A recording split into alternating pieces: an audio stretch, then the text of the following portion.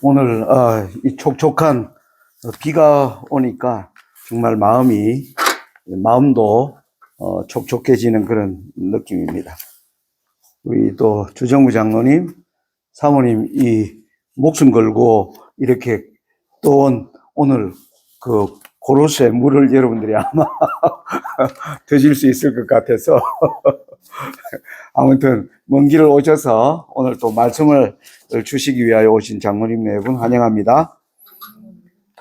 이번 2025년 2기에 여러분 이 책 제목이 뭡니까?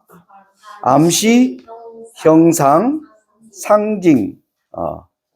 그 밑에 소제목은 성경 예언을 연구하는 방법. 예, 성경 예언을 연구하는 방법. 이기의 이 내용을 제가 지난주에 책을 받아서 13주를 한번 쭉 훑어보았습니다. 이 책의 목적은 왜 이번에 우리 대총회가 뭐 예전에 예언하면 다니엘 계시록 중심으로 그렇게 각 장을 풀어나가는 방식에 아마 가정공과에 우리가 익숙해 있는데 이번에 이와 같은 새로운 어떤 시도를 하신 것 같아요. 그게 뭐냐면은 지금 종말이 가까워오면서 가장 우려스러운 현상이 뭐냐면은 예언을 풀이하는 데 있어서 너무나 다양한 접근법의 해석들이 유튜브에 많은 겁니까? 예, 난무하는 겁니다. 여러분, 종말이 다가오면 다가올수록 사람들이 가장 관심을 갖는 곳이 다니엘 계시록이에요. 그러다 보니까 여기에 대해서 다니엘 계시록은 특별히 여기 나오면 암시, 영어로 하면 일루전입니다. 거기에 등장하는 단어가 내포하는 의미가 뭐냐? 굉장히 그 배경에 대한 그 단어가 사용된 이유에 대한 그 배경을 잘 이해하지 않으면 그 예언을 주신 하나님의 그 목적에 도달하기가 쉽지가 않다. 그리고 또 여러분 아시는 또 예언은 많은 상징적 용어가 등장합니다. 우리 예를 들면 나라는 뭐로 설명합니까? 나라는 짐승으로 설명하고 타락한 교회는 음료로 설명하고 그리고 또 예수님이 하시는 사역을 신랑이 신부집에 갔다라고 표현하는 이러한 수많은 예언들을 우리가 어떻게 이해하고 받아들여야 되는가? 그래서 이런 성경적 하나님이 주신 예언에도 하나님이 주시는 뭐가 있습니까? 법칙이 있는 것입니다. 그걸 우리가 잘 알고 그 법칙 안에서 해석하는 법을 배우는 거예요. 예언 해석에 가장 필요한 게 뭐냐면은 제가 생각할 때 절제가 가장 필요합니다. 왜 절제일까요? 애매모호한데 뭐 한 겁니까? 자기 생각이 옳다고 막 가서 뭐 해버리는 겁니까? 말해버리는 겁니다.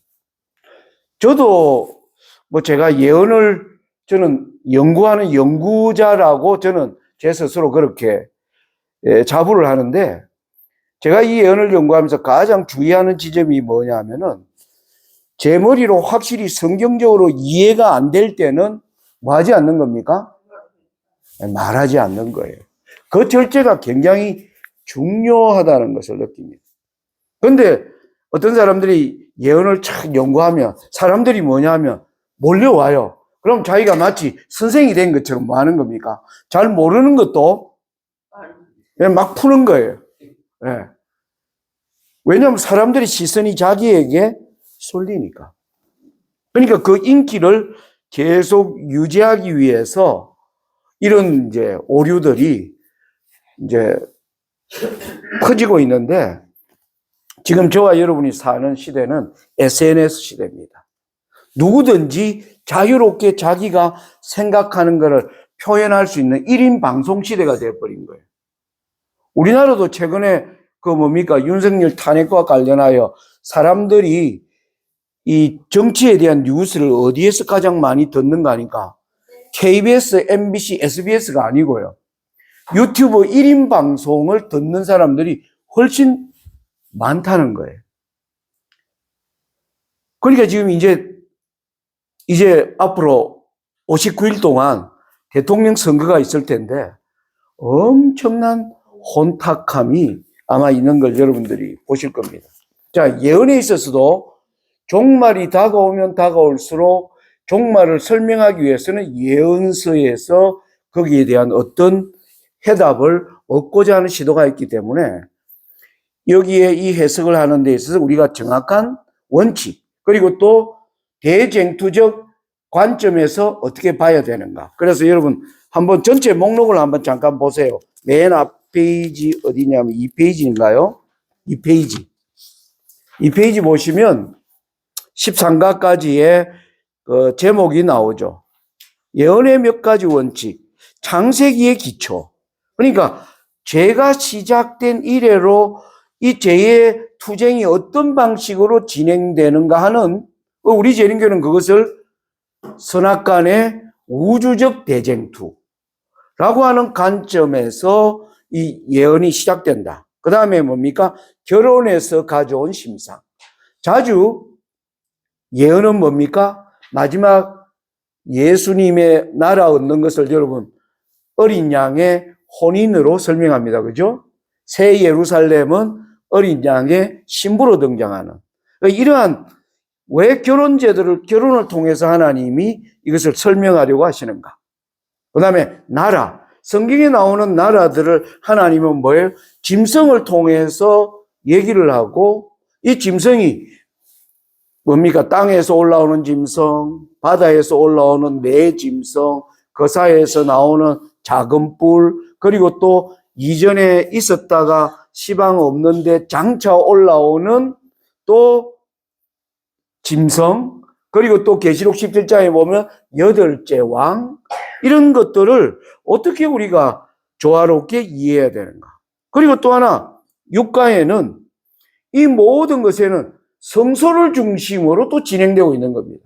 요한계시록에 보면 촛대 사이에 계신 예수님, 그리고 또 뭐예요?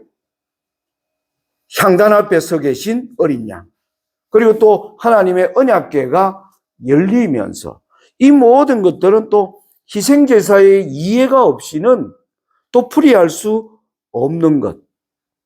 그리고 이제 다윗이 영감을 받아 이제 받은 계시들. 그리고 말세를 만난 우리에게 주는 경고로 주시는 말씀들을 예언으로 어떻게 녹여내는가. 뭐 이런 모든 것들을 이번에 이제 뭐랄까 다루는 내용이에요. 그래서 여러분들이 익숙하지 않게 접근하는 방식이기 때문에 오늘 일과를 여러분 잘 공부하시면 제가 볼 때 13과의 전체를 이해하는 데 여러분들이 도움이 되리라 생각이 됩니다. 일과가 오늘 13과를 녹여 놓았다라고 표현할 수 있겠어요. 우리 일과로 이제 가보겠습니다. 제목이 뭡니까? 예, 예언의 몇 가지 원칙, 중요한 원칙이 있다는 겁니다. 여러분들이 공부하신 분들은 여기 몇 가지 원칙이 제시되고 있을까요? 공부하신 분들은 몇 가지 원칙을 제시하고 있습니까? 크게 세 가지? 세 가지 우리 김경희 집사님 한번 말씀해 보세요. 세 가지 크게 대답하셨으니까. 자, 얘기하세요. 내가 적을 테니까. 예, 말씀하세요. 1. 뭐라고요? 아, 많이 읽어야 된다. 많이 읽어라. 또 성경과 성경들을 이렇게 내조해서 가야 된다. 전체적인 맥락이라 합시다. 전체적인 맥락을 파악해라. 그죠? 전체적인 맥락에서 해석하라. 그 다음에 또 성령의 인도를 받아야 한다. 뭐예요? 성령의 인도를 받아야 한다. 그거는 원칙인데 여기 이번에 그런 말이 있습니까? 전체적인 내용 속에서는 약간 그걸 느낄 수 있겠는데 그걸 마음대로 해석하지 말라는 거, 뭐 자기 마음대로 이걸 여기다 갖다 붙이지 말라는 거 결국 그거 아닌가? 예. 아마 김경희 집사님은 조금 자의적으로 조금 뛰어넘은 것 같아요. 예. 여기 나오는 게 뭐냐면은 해석에도 때가 있다라는 내용이 나옵니다. 우리가 예를 들면 다니엘서는 한때 두때 반때가 지내야 뭐예요? 해석되는 그걸 얘기하면 해석에도 때가 있다. 그 다음에 또 뭐예요? 자, 성경에 나오는 여러 상징, 뭐 또 숫자도 많이 나오죠. 예? 666, 뭐 42달, 1260일, 105달 동안, 그리고 또 계시록 11장으로 3일 반 동안 이 모든 이것들은 뭐 해야 돼요? 성경이 해석하도록 해야 된다. 인간의 자유, 이거를 뒷받침할 수 있는 성경 그것을 찾아내기까지 참으라는 겁니다. 그렇게 해야 해석이 완전하다는 거예요. 자, 뭐 이런 내용들인데 예를 들어서 하겠습니다. 여기 여러분들 보시면 오늘날 필자는 얘기했어요. 계시록 9장에 보면 무저갱을 열 때 황충이가 메뚜기 같은 모습이 나오잖아요.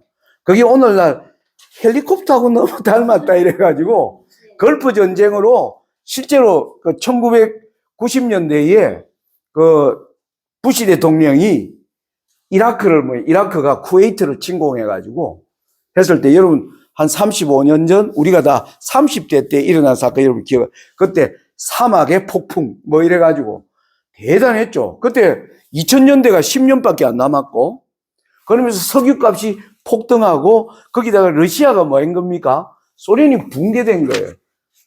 그러니까 이야 걸프 전쟁이야말로 마지막 재림을 이루는 큰 전쟁이다. 그 당시 제 30대 때 저도 그런 예언에 노출돼 가지고 제가 잘 모를 때예요. 와 이게 그런가? 제가 그래가지고 그 당시 다니던 직장을 그만둬 버렸어요. 그래가 모든 거 다 정리하고 저 산청 아주 외송이라는 골짜기에 탁 들어가서 4년을 살았는데 아무 일도 안 일어나는 거예요.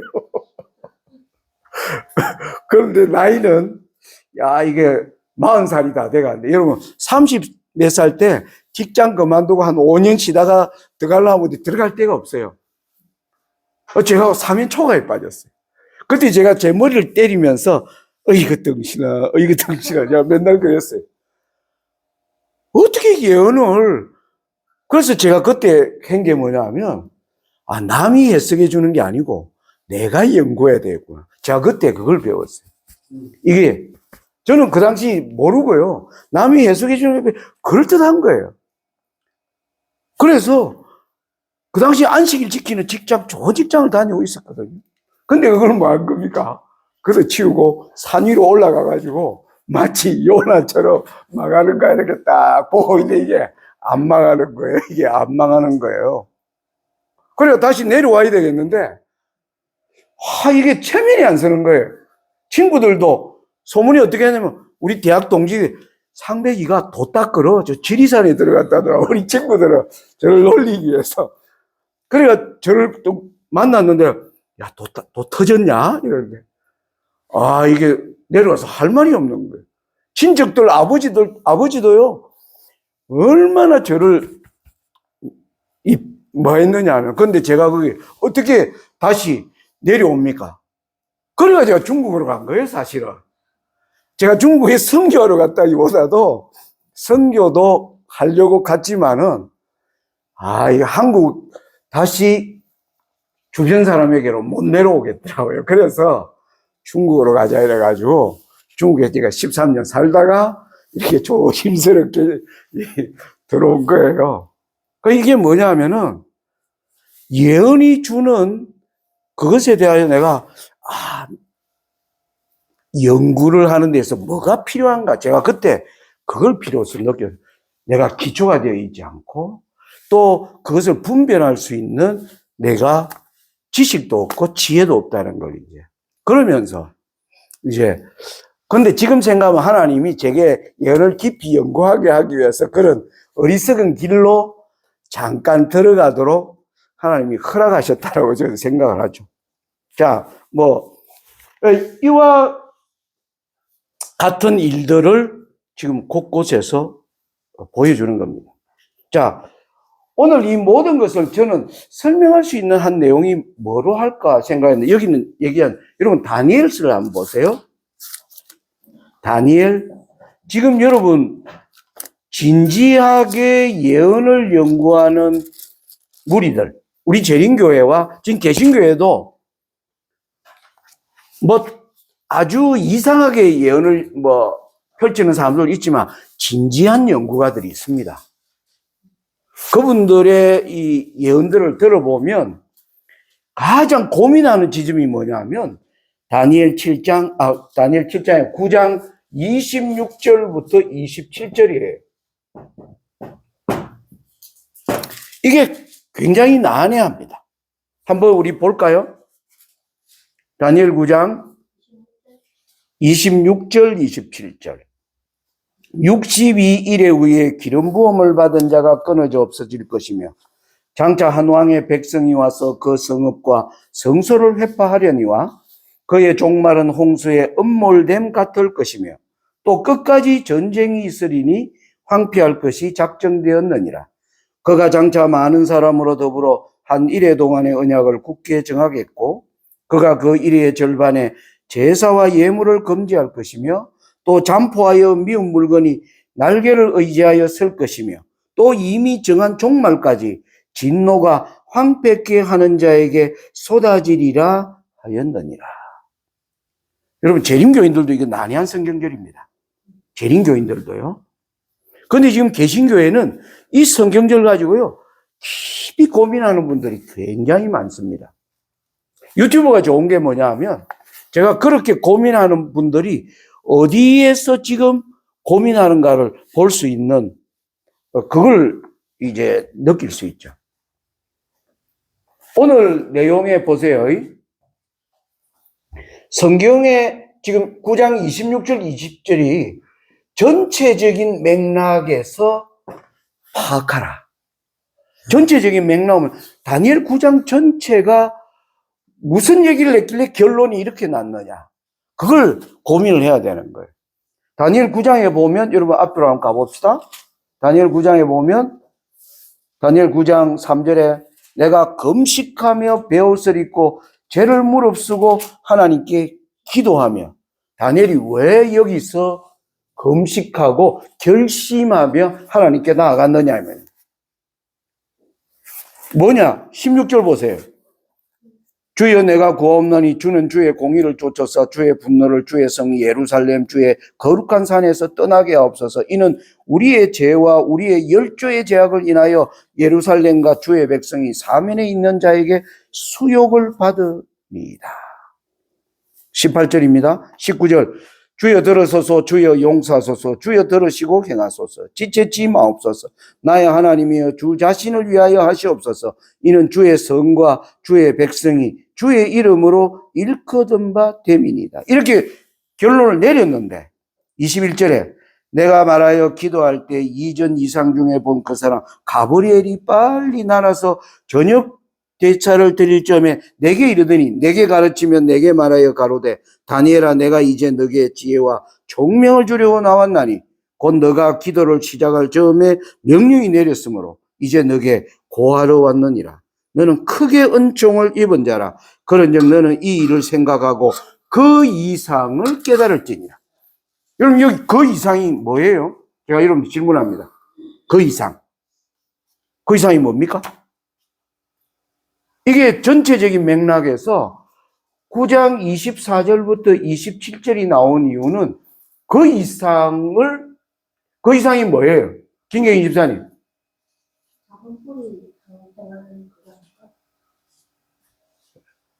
네. 우리 장세희 소장님. 8장 14절. 예, 핵심입니다. 다니엘 8장 14절에 2300주야에 대한 예언이 주어졌는데 해석을 안 해주는 거예요, 하나님이. 그냥 이것은 정한 때 끝이다. 이렇게만 얘기하는 거예요.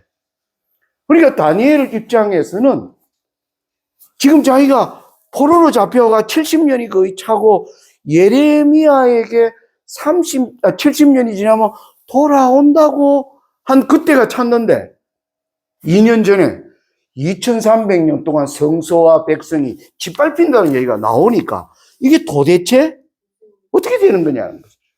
그래서 다니엘이 이걸 알고자 뭐 한 거예요? 나 죽으면 하나님 앞에 하나님 이거 안 가르쳐 주면 저 죽겠습니다라는 심정으로 다니엘이 금식하고 나간 거예요. 그러니까 하나님이 그게 되자마자 가브리엘에게 가서 다니엘에게 이걸 가르쳐 주어라. 그래서 우리 재림교회는 왜 여기서 헤매지 않느냐 하면은 이 70일의 예언이지만 이것은 전체 2300 주야와 관련되어서 주어진 예언임을 우리는 뭐예요? 알고 있기 때문에 우리 교회가 헤매지 않는 거예요. 이게 오늘 공과에서 전체적인 맥락 속에서 뭡니까? 그 문장, 한 문장 가지고 메어 달리지 말고 그 한 문장이 주는 충격이 있으면 그 충격이 어디서부터 왔는가를 전체적인 맥락을 뭐 해라? 보라는 겁니다. 보라는 거예요. 오늘날 개신교인들이 진지한 연구자들이 헤매는 지점이요. 딱 이 지점이에요. 2300조와 연결하는 것. 우리 재림교회의 예언서를 좀 열어서 자세히 살펴본다면 그들의 눈이 확 뜨일 텐데 재림교회는 이단이라고 안 보는 거예요. 네, 안 보는 거예요. 그러니까 계속 헤매고 있어요. 헤매고 있는 거예요. 그러니까 다양한 해석이 나오는 겁니다. 그러니까 여러분 27절에 보면 27절에 그가 장차 이 그가 누구냐에 따라 개신교회는 막 갈라집니다. 그가 기름 부음 받은 자라고 해석하는 사람도 있고 어떤 사람은 와서 황폐케 하는 자라고 해석하는 사람도 있고 정통적으로 안티오쿠스 에피파네스로 믿는 사람들은 그렇게 해석하는 이 세 가지가요. 개신교회는 그냥 충돌하고 있습니다. 지금까지도 보면. 그러니까 여기 보세요.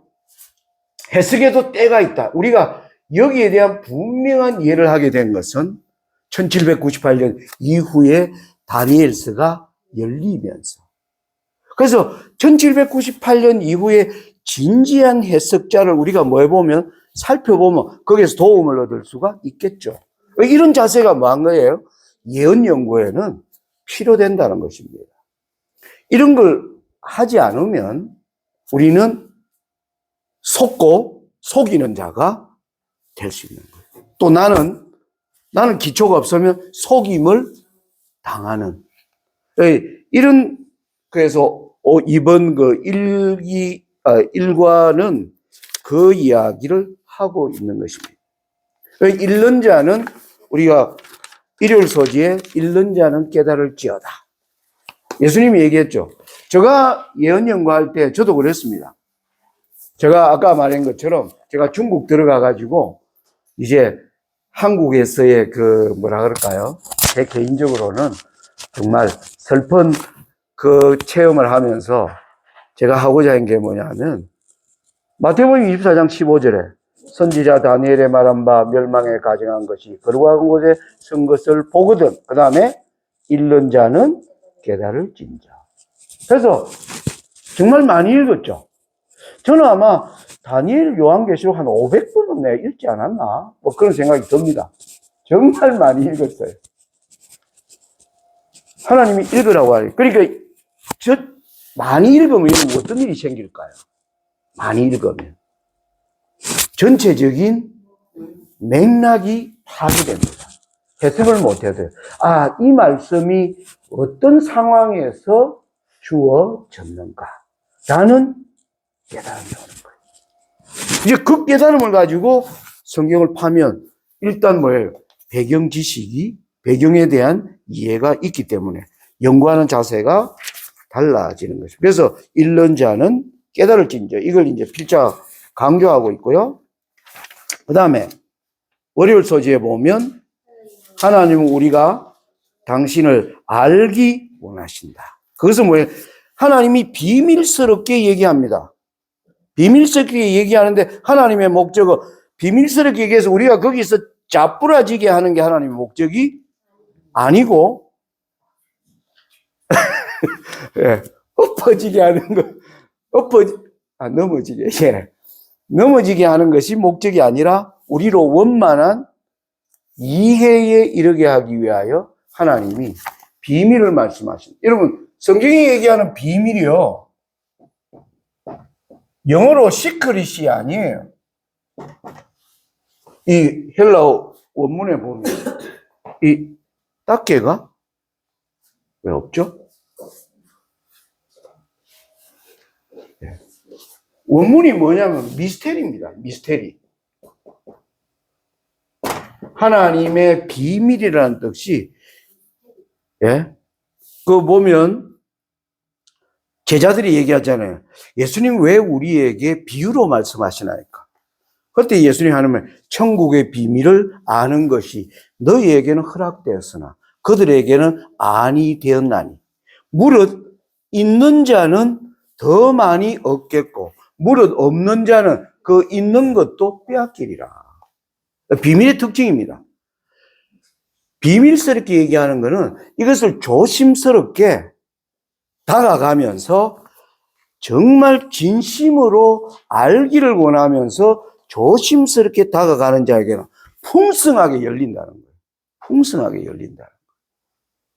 그런데 경망스럽게 주의하지 않고 다가가는 자는 가지고 있는 것도 다 뭐예요? 약긴다는 것이에요. 이게 하나님이 말씀하는 이 비밀의 특징입니다. 예언이라고 하는, 왜 하나님이 예언을 각양에 조금 우리가 이해하기 어려운 상징이나 은유나 그리고 암호로 하나님이 왜 말씀하시는가? 진지한 연구자에게는 뭡니까? 그것을 알고자 하는, 첫째, 겸손하게 기도하겠죠. 그죠? 그리고 자기의 알량한 지식으로 풀려고 하지 않을 것입니다. 알량한 지식으로 이해가 돼도 쉽게 뭐하지 않을 거예요? 말하지 않을 것입니다. 하나님이 내적으로 여러 성경으로 볼 때 확신이 이르기까지 뭐예요? 절제할 거예요. 그렇게 접근하는 자들에게는 풍성하게 열린다는 거예요. 그 비밀의 문이 열릴 때. 그런데 그렇지 않은 자는 있는 것도 빼앗기리라. 우리가 이 월요일 소지가 주는 하나님은 우리가 진정으로 알기를 원하신다. 그러면 하나님이 해놓은 방법을 잘 찾아다니면서 뭐 해야 돼요? 깨달아야 되는 것입니다. 그렇습니까? 안 그렇습니까? 네, 그걸 얘기합니다. 화요일 소지는 다니엘서 아까 이 말씀을 닫아두라. 이것은 뭐예요? 하나님이 여전히 희미하게 남아있는 것은, 진지한 연구자에게 여전히 희미하게 남아있는 건 아직 하나님의 때가 아니라고 받아들이는 자세가 필요한 것입니다. 아까도 얘기했지만 예언을 좀 잘 가르치다 보면 사람들이 모입니까? 한번. 그리고 이거 뭐, 그럼 자기도 잘 모르면서 자기가 선생인 척 뭐 해야 되니까. 이제 막 하면서 지금 이제 오류가. 그래서 여러분, 이 다니엘에게 받은, 다니엘서 전체가 주는 우리에게 주는 것은 다니엘은 참으로 이 예언을 잘 간직한 자였다. 다니엘아, 이 말씀을 뭐 해라? 너는 보관하라. 임봉하여 후대에 넘겨라. 그걸 받아들일 수 있다. 그래서 정말 1798년이 지나갔을 때 진지한 연구자에게 이것이 풍성하게 열려요. 그래서 우리는 그 혜택을 받은 겁니다. 우리 재림교회가. 그 혜택을 받은 걸 가만 생각해 보면 우리가 뭐 특별나서 받았나요? 아니죠, 그죠? 네? 우리가 진짜 거저 주시는 은혜에 우리는 뭐예요? 참여한 것 뿐이에요. 그럼 우리는 여기서 뭐 해야 돼? 겸손해져야 되는 거예요. 근데 우리 재림교회가 많이 교만하죠. 왜? 우리가 받은 빛이 너무 강하다 보니까 오늘날 개신교인들이 헤매고 있는 걸 보고 우리는 우스운 거예요. 아이고, 저 지점에서 헤매고 앉았네. 라오디게아 교인처럼 부유하여 부족한 것이 없다라고. 이렇게 지금 재림교회가 있다가 지금은 뭐예요? 예언이 멸시를 당하는 지경까지 저는 오게 되었다고 생각합니다. 이걸 우리가 바로 잡아야 되는 책임이 있는 것입니다. 이 하나님의 뜻, 그리고 예언이라는 게 그렇잖아요. 희미하게 계속 이해가 돼. 지금 우리가 숫자로 가장 희미한 게 666이라고 하는 것입니다. 짐승의 표. 사람의 순위. 이는 666이니라. 여전히 지금 희미하게 남아 있습니다. 뭐 수많은 시도를 해왔습니다. 우리 재림교는 그것을 비카리우스 필리데이라고 했다가 최근에는 이 해석은 우리가 받아들일 수 없다. 대총회로부터 우리가 철회한 거. 그거 좋은 자세입니다.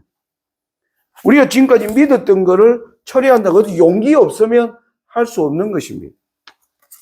그러니까 이게 뭐예요? 왜 아직까지 온전하게 이해가 안 될까요?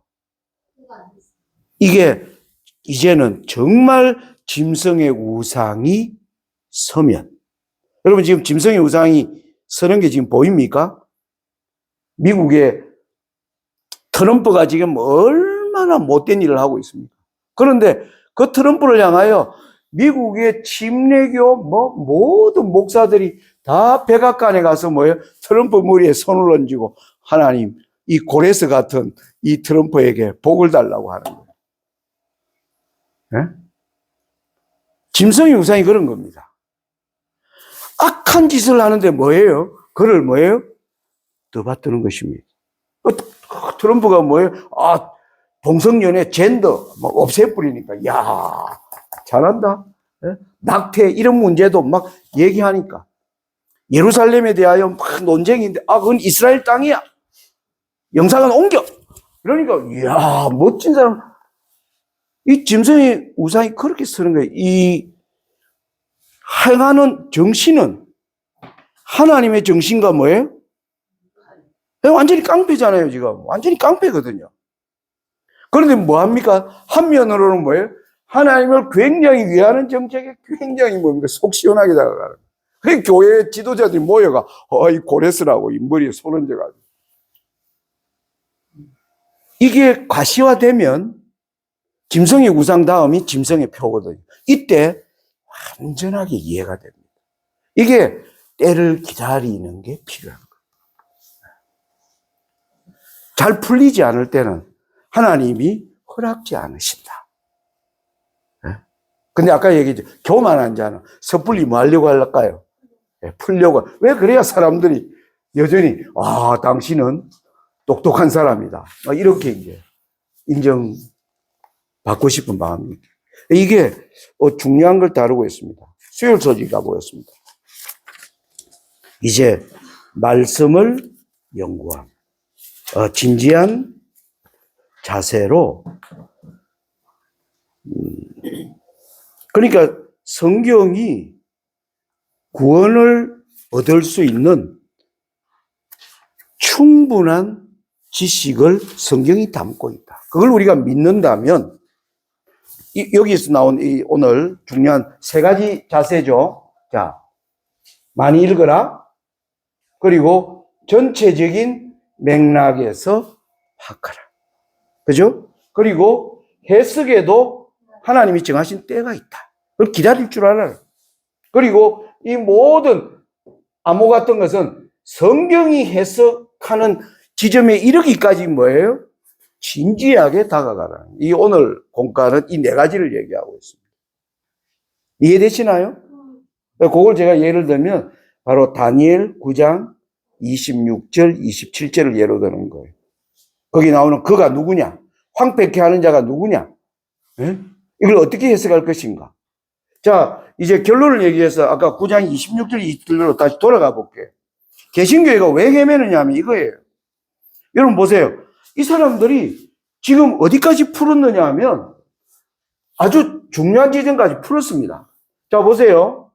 성전을 중건하라는 영이 날 때부터 7일에와 62일에가 지날 것이요. 자, 그랬는데 여러분 27절에 보면 그가 장차 많은 사람으로 더불어 한 일해 동안의 언약을 굳게 정하겠고. 이게 오늘날 개신교인들은 전통적으로 어떻게 봐버렸느냐 하면요.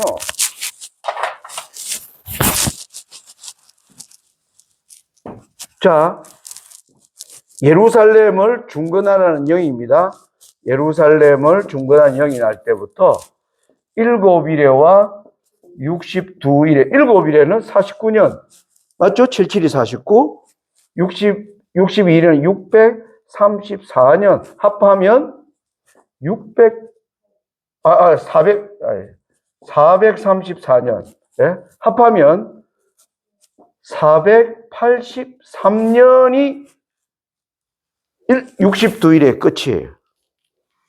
자, 그런데 한 일에 7년이 합하면 490년이 되는 것입니다. 그죠?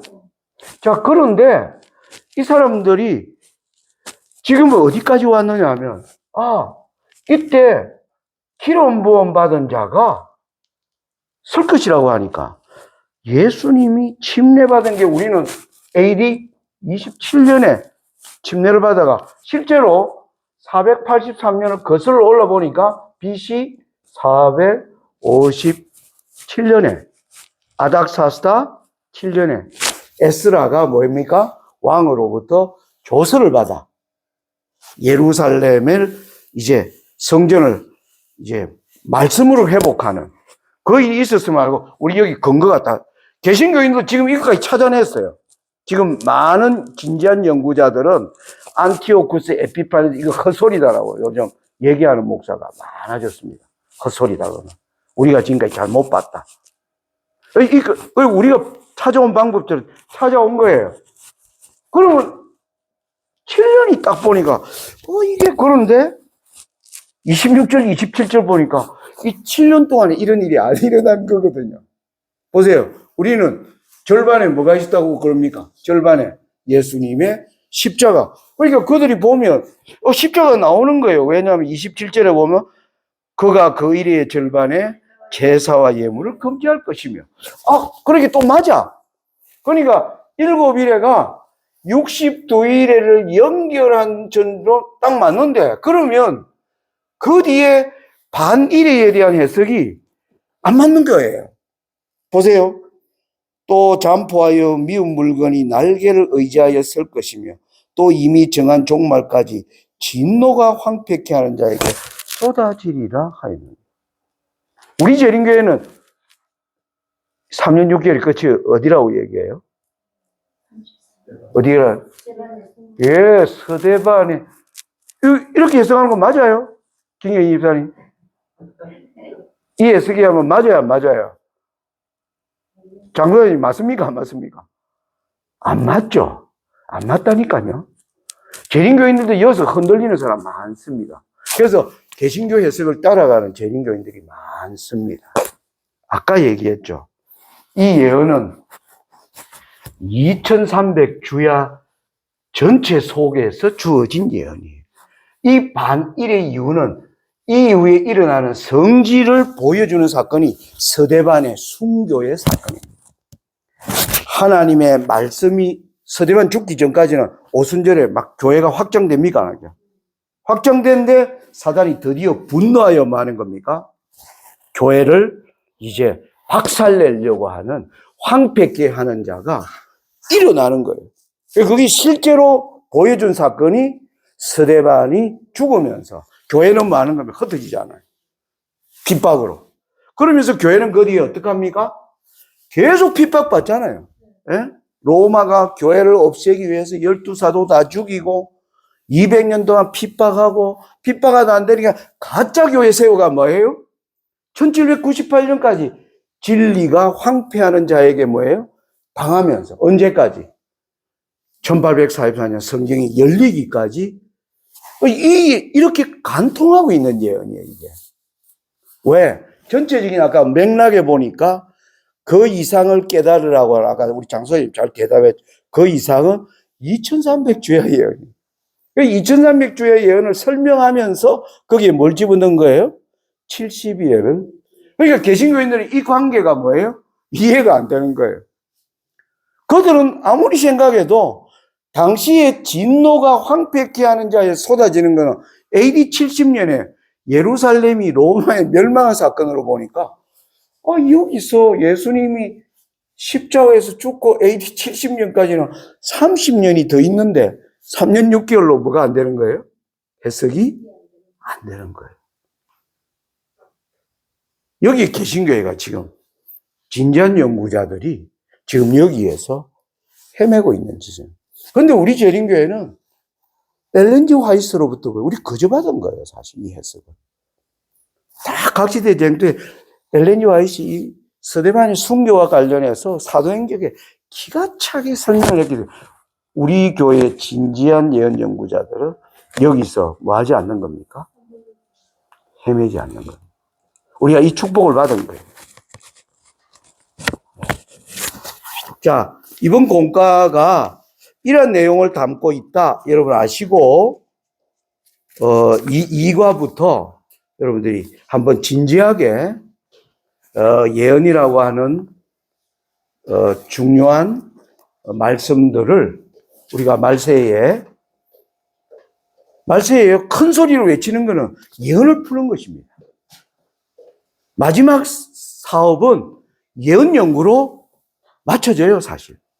재림운동, 예수님의 초림도 제자들이 어디서 힘을 얻느냐면 바로 70일에 그 대한 예언을 깨달으면서 초대교회에 부흥운동이 일어났고 윌리엄 밀러 당시에 부흥운동은 다니엘서의 2300주야를 깨달으면서 부흥운동이 일어나고 마지막 때는 계시록 18장의 큰소리 외침으로 뭡니까? 이 사업이 끝나기 때문에 우리는 예언을 진지하게 이제 취급을 해야 돼요. 근데 이걸 취급하는데 성경적 이러한 다가가는 스텝이 있다는 거. 아주 공과가 주는 교훈이 굉장히 중요한 내용을 담고 있다. 그렇게 말씀할 수 있겠습니다. 열심히 공부하시겠습니까? 네. 우리 묵도드리고 공과를 마치도록 하겠습니다.